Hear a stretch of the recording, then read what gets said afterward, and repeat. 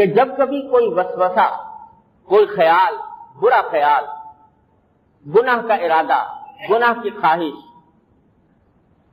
یا اللہ تبارک و تعالیٰ کے بارے میں کوئی اعوذ باللہ بدگمانی،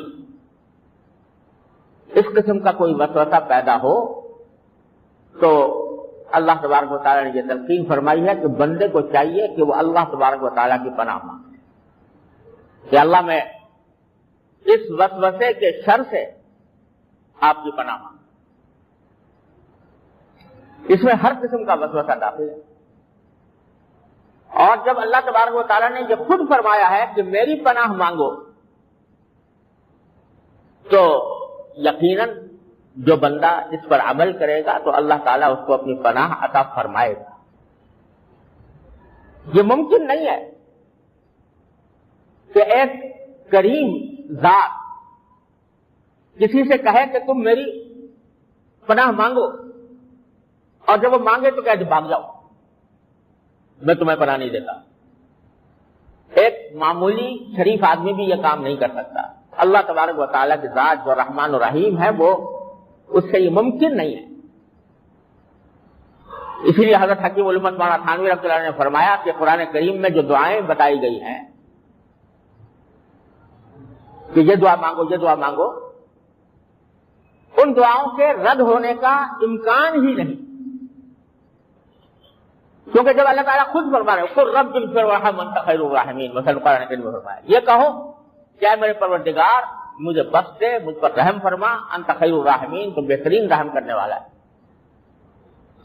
تو جب اللہ تعالیٰ خود کہہ رہے ہیں کہ یہ کہو، یعنی درخواست کا مضمون بتا رہے ہیں۔ جب کسی کے سامنے درخواست پیش کی جاتی ہے، ایک شکل تو یہ ہے کہ آدمی اپنے الفاظ میں پیش کرے، جس کے سامنے پیش کر رہے ہیں وہ خود بتا رہا ہے کہ ان الفاظ سے مجھے درخواست دو، تو وہ کیسے رد ہوگی؟ اس واسطے جب اللہ کی پناہ مانگے گا انسان اس قسم کے تمام وساوس کے شر سے، تو اللہ تبارک و تعالیٰ اس کو ضرور پناہ عطا فرمائے، بشرطے کہ سچے دل سے مانگے۔ دیکھیے حضرت یوسف علیہ السلام کا واقعہ قرآن کریم میں ذکر کیا ہے۔ زلیخا نے ان پر ڈورے ڈالے اور چاروں طرف سے دروازے بند کر دیے اور گناہ کی دعوت، جس کو دعوت دی جا رہی تھی وہ بھی انسان تھا، بشر تھا، اس کے دل میں بھی بشری تقاضے، بشری خواہشات موجود تھی، وہ فرشتہ نہیں تھا۔ چنانچہ قرآن کہتا ہے وَلَقَدْ هَمَّتْ بِهِ وَهَمَّ بِهَا، یعنی عورت نے تو ارادہ کر ہی لیا تھا گناہ کرنے کا، ان کے دل میں بھی کچھ خیال آ چلا تھا، کچھ خیال آ چلا تھا، اگر اللہ کا دلیل نہ دیکھ لی ہوتی۔ بشر سے اگر خیال نہ آتا اور خواہش پیدا نہ ہوتی تو کوئی کمال نہیں تھا۔ اگر خواہش نہ پیدا ہوتی دل میں اور بچ جاتے تو کوئی کمال کی بات نہیں تھی، خواہش ہی نہیں ہوئی، حاجت ہی نہیں ہوئی، تو اگر بچ گیا تو کیا کمال۔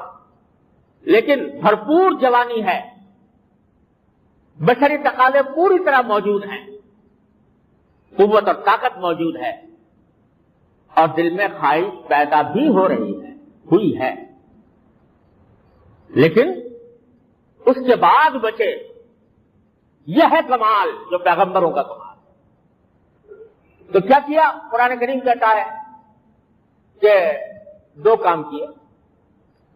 ایک کام یہ کیا کہ جو دل میں خیال آ چلا تھا اللہ سے اس کی پناہ مانگی، اے اللہ میرے دل میں یہ خیال آنے لگا ہے، حالات ایسے ہو گئے ہیں، اگر آپ نے نہ بچایا تو میں بچ نہیں سکوں، تو پناہ مانگی اللہ تبارک و تعالیٰ نے۔ اور دوسرا کام یہ کیا کہ میرے بس میں اتنا ہے کہ دروازے تک بھاگ جاؤں، اپنے بس میں جتنی بچنے کی کوشش تھی وہ پوری کر لی، اور اللہ تعالیٰ سے رجوع کیا کہ یا اللہ میرے بس میں اتنا ہی ہے کہ میں بھاگ کے دروازے تک چلا جاؤں۔ دروازے معلوم ہے کہ تالے پڑے ہوئے ہیں، باہر نکل نہیں سکتا، لیکن میرے بس میں اتنا ہے کہ میں دروازے تک پہنچ جاؤں. تو کسی طرح دروازے تک بھاگ کے پہنچ گئے. جب اللہ تبارک و تعالیٰ نے دیکھا کہ بندے نے اپنا کام پورا کر لیا, جتنا بھاگ سکتا تھا بھاگ گیا اور پھر میری پناہ مانگ لی, تو اب میرا کام ہے. تو اللہ تبارک و تعالیٰ نے دروازے کے تالے توڑ دیے. دروازے کے تالے توڑ. تو مولانا رومی رحمۃ اللہ علیہ فرماتے ہیں کہ گرچہ رکھنا نہیں اس عالم را پدید, خیرہ یوسف وار بھی باید دوید, کہ اگر تمہیں راستہ نکلنے کا, گناہوں سے نکلنے کا راستہ نظر نہ آ رہا ہو تو جہاں تک بھاگ سکتے ہو بھاگ جاؤ, اور پھر اللہ سے مانگو کہ اللہ میرے اتنا کرنے کا کام میرا تھا, اب آگے تیرا کام. خیرہ یوسف را وار بھی باید دوید. میں نے اپنے والد ماجد رحمۃ اللہ علیہ سے سنا کہ سن 1857 کی جنگ آزادی میں جب انگریزوں کے خلاف لڑائی ہو رہی تھی تو جگہ جگہ پھانسیاں لگائی ہوئی تھیں, لوگوں کو پھانسیاں دی جا رہی تھیں, اور ظلم و تشدد کا بازار گرم تھا. آج ہمیں تشدد پسند کہتے ہیں, لیکن ان کی تاریخ بربریت سے بھری ہوئی ہے. اس بربریت کا بازار گرم تھا. اسی میں ایک اللہ والے تھے, وہ کسی طرح ایک گھر میں ان لوگوں کے شر سے اپنے آپ کو بچا کر ٹھہرے ہوئے تھے. کئی دن اسی حالت میں گزر گئے, نہ کھانے کو کچھ تھا, نہ پانی پینے کے لیے پانی تھا. باہر نکل نہیں سکتے تھے, باہر نکلتے تو انگریزوں کے ظلم و ستم کا نشانہ بنتے. تو جب کئی دن گزر گئے اور بالکل جان لبوں تک آ گئی تو سوچا کہ کیا کروں, پانی ہے نہیں, پیاس شدید لگی ہوئی ہے, جان پر بنی ہوئی ہے.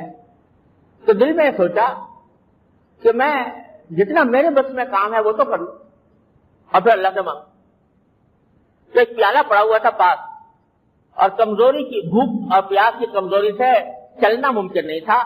پیالے کو ہاتھ میں لے کر سرک کر صحن تک پہنچ, اور صحن میں لے جا کر پیالہ رکھ دیا, اور دعا کی کہ اللہ میرے بس میں اتنا ہی تھا کہ میں سرک کر پیالہ یہاں پر رکھ دوں, بارش نازل کرنا یہ آپ کا کام ہے, اپنے فضل سے مجھے اس میں پانی عطا فرما دیجیے آسمان. یہ دعا کی. جب بندے نے اپنا پورا کام کر لیا اور اللہ تعالیٰ سے رجوع کیا تو اللہ تعالیٰ نے فرمایا کہ ہاں اب میرا کام. بادل آئے, بارش برسی, اور پیالہ پانی سے برسی. تو اللہ تبارک و تعالیٰ کی پناہ مانگنے کے ساتھ ساتھ آدمی اپنے کرنے کا جتنا کام ہے وہ کر لے, اور پھر اللہ تبارک و تعالیٰ سے مانگ. جتنا بچنے کی کوشش ہو سکتی ہے گناہ سے وہ کر لے, پھر اللہ تعالیٰ سے مانگ. تو ممکن نہیں ہے کہ وہ رد ہو.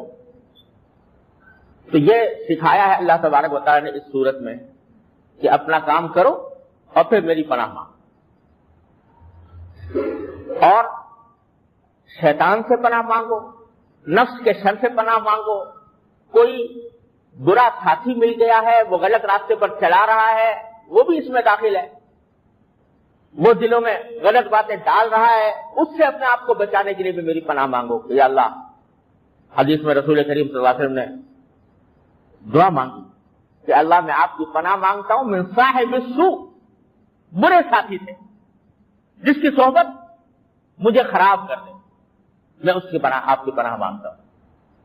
غرض پناہ مانگنے کی عادت ڈالو اللہ تبارک و تعالیٰ, ہر برے کام سے اللہ تعالیٰ کی پناہ مانگو.